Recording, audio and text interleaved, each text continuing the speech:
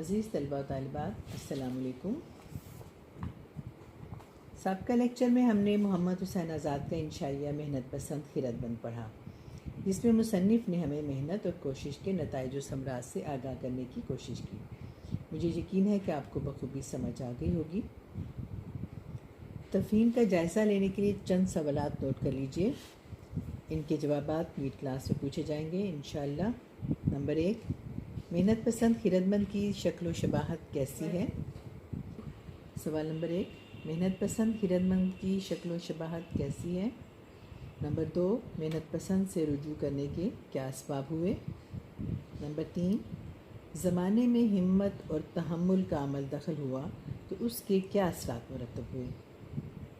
Number 4، انسان کو دنیا میں کون سے رویے زیب دیتے ہیں؟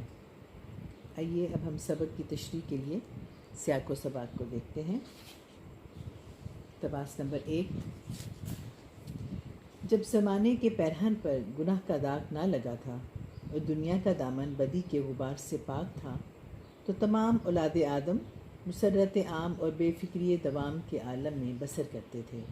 ملک فراغ تھا اور خسرو آرام رحم دل فرشتہ مقام گویا ان کا بادشاہ تھا۔ وہ نہ ریت سے خدمت چاہتا تھا، نہ کسی سے خراج باج مانگتا تھا۔ اس کی اطاعت و فرما برداری اس میں ادا ہو جاتی تھی کہ آرام کے بندے قدرتی گلزاروں میں گلگشت کرتے تھے، ہری ہری سبزے کی کیاریوں میں لوٹتے تھے۔ سیاق و سباق: آزاد اردو نثر میں ایک صاحب طرز ادیب کہلاتے ہیں۔ یہ طرز تحریر یقیناً سر سید اور ان کے دبستان نثر کے ادیبوں کے اسلوب سے قطعی مختلف ہے۔ سادگی اور سلاست کی بجائے ان میں آرائش لفظی پر زور دیا جاتا ہے، اسی لیے آزاد کی تحریریں بوجھل اور اسیر الفہم ہو جاتی ہیں۔ ان کے بارے میں ایک اور بات کہی جاتی ہے، وہ یہ کہ آزاد نثر میں شاعری کرتے ہیں اور شاعری کے کوچے میں ان کا قدم نہیں اٹھتا۔ زیر بحث مضمون ان کا ایک تمثیلی مضمون ہے جس میں وہ محنت اور کوشش کے نتائج و ثمرات پر گفتگو کر رہے ہیں۔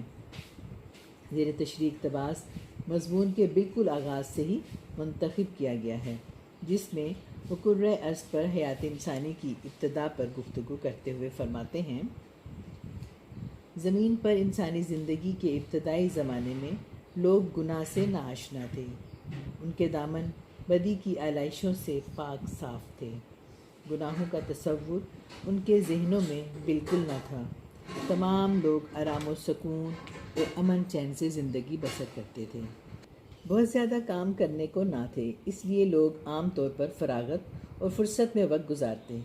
خسرو آرام نامی بادشاہ ان کا حکمران تھا۔ یہ حکمران بڑا رحم دل اور مہربان تھا۔ وہ اپنی رعایا سے نہ کوئی خدمت چاہتا اور نہ ہی ان سے موجودہ حکمرانوں کی طرح کسی ٹیکس کا مطالبہ کرتا۔ اس کی اطاعت و فرما برداری کا تصور صرف یہ تھا کہ اس وقت کے انسان باغوں، جنگلوں اور گلزاروں میں سیر و سیاحت کرتے پھریں، قدرتی نظاروں سے لطف اندوز ہوں، اپنا وقت آرام و سکون اور اطمینان قلب سے گزاریں۔ ان سادہ دل لوگوں میں کوئی خرابی نہ تھی، نہ وہ حسد کرتے تھے اور نہ ہی کسی سے دشمنی تھی، وہ سب مل جل کر رہتے تھے، آپس میں محبت کرتے تھے۔ لیکن ان کی یہ حالت زیادہ دیر تک نہ رہ سکی، آہستہ آہستہ ان کے اندر بعض خامیاں اور خرابیاں پیدا ہونے لگیں اور ان کی فطری سادگی قائم نہ رہ سکی۔ دوسرا اقتباس دیکھیے: اس بدنیتی کی سزا یہ ہوئی کہ احتیاج اور افلاس نے بزرگانہ لباس پہنا اور ایک پیرزادے بن کر آئے۔ حضرت انسان کے طمع خام کے خمیر تھے، خسرو آرام کی عقیدت چھوڑ کر ان کی طرف رجوع ہوئے، سب ان کے مرید اور معتقد ہو گئے اور ہر شخص اپنے تئیں حاجت مند ظاہر کر کے فخر کرنے لگا۔ کہاں سے؟ آرام کی عقیدت چھوڑ کر ان کی طرف رجوع ہوئے، سب ان کے مرید اور معتقد ہو گئے اور ہر شخص اپنے تئیں حاجت مند ظاہر کر کے فخر کرنے لگا۔ مقام افسوس یہ ہے کہ اس بد نیت محض قدم کے آنے سے ملک فراغ کا رنگ بالکل بدل گیا، یعنی انواع و اقسام کی حاجتوں نے لوگوں کو آن گھیرا۔ جی سیاق و سباق دیکھیں۔ اس دنیا میں انسانی زندگی کے شروع میں سب لوگ آرام و سکون اور فراغت سے زندگی بسر کرتے تھے۔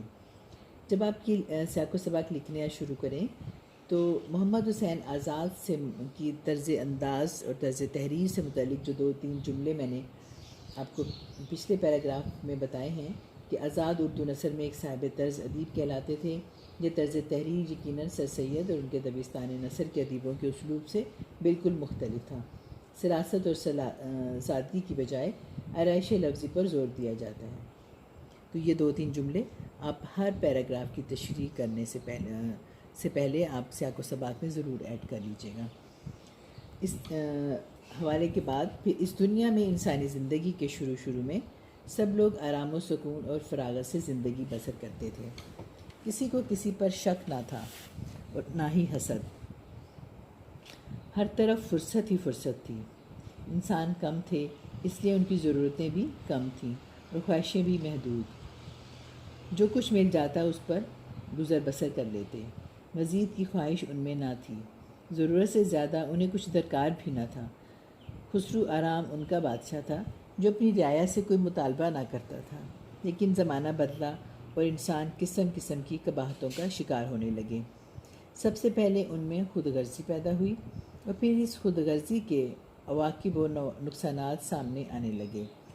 زیر بحث اقتباس اس مقام سے لیا گیا ہے جہاں انسان کو خود غرضی اور ذاتی منفعت نے گھیر لیا اور وہ ایک دوسرے کا دشمن بن گیا۔ تشریح دیکھیے۔ وقت گزرنے کے ساتھ انسان کے اندر منفی جذبات و خیالات کا جنم ہوا۔ وہ لوگ جو بڑے سکون سے زندگی بسر کر رہے تھے، بدلتے حالات کے ساتھ خود غرضی اور ذاتی منفعت اندوزی کے احساسات تلے ایک دوسرے سے بڑھ کر اشیاء ضرورت کی خواہش کرنے لگے۔ چنانچہ احتیاج اور افلاس بڑی دلکشی کے ساتھ معاشرے کا حصہ بننے لگے۔ انسان کے لالچ اور ہوس نے فرصت اور فراغت سے منہ موڑ لیا اور اب اپنی ذاتی ضروریات اور خواہشات کی تکمیل کے مختلف ذرائع ڈھونڈنے لگے۔ اب ہر کسی کی خواہش ہوئی کہ وہ خود کو دوسروں سے زیادہ ضرورت مند ظاہر کرے اور اس معاملے میں وہ کسی جھجک اور تامل کا شکار نہ ہوئے، بلکہ علی الاعلان خود کو مفلس اور ضرورت مند ظاہر کر کے زیادہ سے زیادہ فوائد کے حصول کے لیے کوشاں رہنے لگے۔ اس سے پرانی صورتحال بدل گئی، لوگوں کی ضرورتیں بڑھ گئیں۔ سٹاپ۔ اقتباس نمبر 3۔ ساری زمین شہر، قصبوں اور گاؤں سے بھر گئی۔ کھیت اناج سے اور باغ میووں سے مالا مال ہو گئے۔ شہروں میں بازار لگ گئے۔ عمارتیں آسمان سے باتیں کرنے لگیں، آباد ہو گئے۔ جدھر دیکھو ڈالیوں اور گلزاریوں میں میوے دھرے، دسترخوان گھروں میں سجے، ذخیرے غلوں سے بھرے۔ کیا گھر کیا باہر، اس کے سوا کچھ نظر ہی نہ آتا تھا۔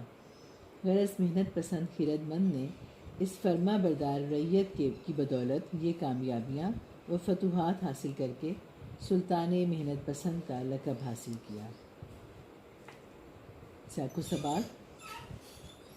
ابتدائے آفرینش میں لوگ آرام، فراغت، فرصت، امن اور چین کی زندگی بسر کرتے تھے۔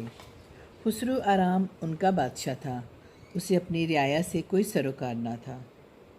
وہ نہ تو کسی سے کوئی ٹیکس لیتا اور نہ ہی کسی سے خدمت کراتا تھا۔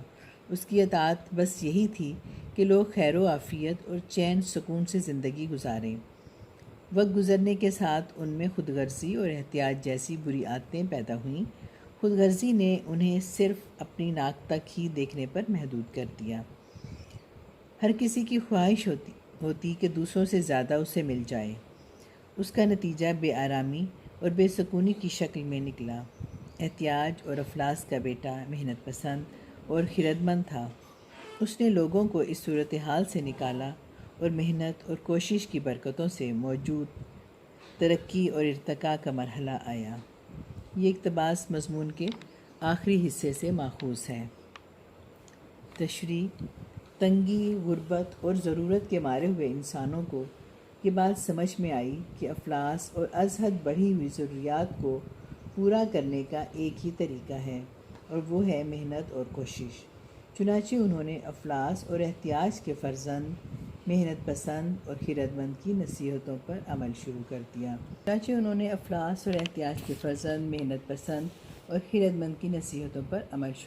دیا۔ اب یہ صورت ہوئی کہ ہر کوئی اپنی اپنی ضروریات کو پورا کرنے کے لیے میدان عمل میں اترا۔ اب ترقی کا دور شروع ہوا۔ آبادی کی افزونی کے ساتھ ساتھ شہروں، قصبوں اور گاؤں کی آبادی کا آغاز ہوا۔ جگہ جگہ نئے شہر اور قصبے آباد ہونے لگے۔ ضرورت کی ہر چیز اب وافر مقدار میں ملنے لگی اور سب کچھ محنت، شفقت اور کوشش و کاوش کے ثمرات تھے۔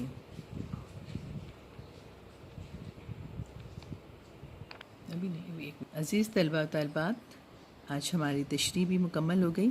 ان تینوں اقتباسات کو آپ نے اپنی نوٹ بک پر سیاق و سباق کے ساتھ ان کی تشریح کرنی ہے، اور جو میں نے سوالات آپ کو لیکچر کے شروع میں نوٹ کروائے ہیں ان کے جوابات بھی آپ نوٹ کر کے رکھیے گا، اور سبق کا خلاصہ بھی۔ آئیے رموز و اوقاف دیکھتے ہیں۔ رموز اوقاف صفحہ نمبر 25 اپنی کتاب کا کھولیے۔ رموز اوقاف کی علامتوں کے بغیر تحریر میں نکھار نہیں آتا۔ یہ دراصل وہ علامتیں ہیں جو ایک جملے کو دوسرے جملے سے یا کسی جملے کے ایک حصے کو دوسرے حصوں سے علیحدہ کریں۔ رموز اوقاف کی مدد سے پڑھنے والے کو معلوم ہو جاتا ہے کہ جملوں کو کس طرح پڑھنا ہے یا جملے کے کس حصے کو کس طرح ادا کرنا ہے اور کہاں کہاں کس قدر توقف کرنا ہے۔ اگر یہ علامتیں نہ ہوں تو عبارت الفاظ و حروف کا ملغوبہ بن کر رہ جائے اور اس کا مفہوم سمجھنے میں دشواری پیش آئے۔ ان کے نہ ہونے سے عبارت کے خلط ملط ہونے کا اندیشہ بھی رہتا ہے۔ رموز اوقاف کا فائدہ یہ ہے کہ ان کی وجہ سے پڑھنا آسان ہو جاتا ہے، نظر کو سکون ملتا ہے اور پڑھنے والا ہر جملے کے ہر جز کی اہمیت جان لیتا ہے۔ رموز اوقاف کا آغاز بغداد، دمشق اور اندلس کے عرب علماء نے کیا۔ اہل یورپ نے علماء اندلس کی تقلید کی اور تھوڑے سے تغیر سے ان ہی اوقاف کو اپنے یہاں رائج کر لیا۔ آج دنیا کی کم و بیش ہر علمی و ادبی زبان میں رموز اوقاف کے طور پر کچھ نہ کچھ علامتیں مقرر اور مستعمل ہیں۔ اردو میں اس مقصد کے لیے جو علامتیں استعمال کی جاتی ہیں ان کے نام اور شکلیں حسب ذیل ہیں۔ نام، علامت، سکتہ یا وقف خفیف، جسے ہم سکتہ کہتے ہیں یا وقف خفیف کہتے ہیں، اس کی شکل آگے دی گئی ہے جسے انگریزی میں آپ کوما کہتے ہیں۔ علامت کا نام ہے۔ اگلی علامت ہے استفہامیہ یا سوالیہ، کوسچن مارک۔ آگے دیکھیے وقفہ یا نصف وقفہ، سیمی کلون۔ اگلا ہے ندائیہ یا فجائیہ، جسے آپ ایکسکلیمیشن سائن کہتے ہیں انگریزی میں۔ رابطہ یا وقف لازم، انگریزی میں کولون کہتے ہیں۔ اور اگلی علامت ہے واوین، جسے آپ انورٹڈ کوماس کہتے ہیں۔ تفصیلیہ،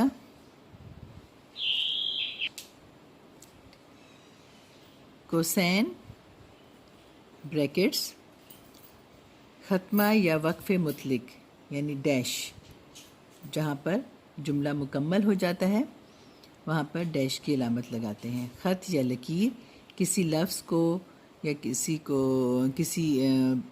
کسی لفظ کو نمایاں کرنے کے لیے خط کھینچا جاتا ہے اس کے اوپر یا نیچے۔ سبق میں رموز اوقاف کے طور پر جو علامتیں استعمال ہوئی ہیں آپ ان علامتوں کو تلاش کیجئے اور ان کے نام لکھیے۔ عزیز طلباء و طالبات، آپ ان علامتوں اور ان کے ناموں کو اچھی طرح سے ذہن نشین کر لیں اور سبق میں جہاں جہاں یہ علامتیں استعمال ہوئی ہیں ان حصوں کو الگ سے اپنی کاپی پر نوٹ کریں۔ اب ملیں گے میٹ کلاس میں انشاءاللہ۔ اللہ حافظ۔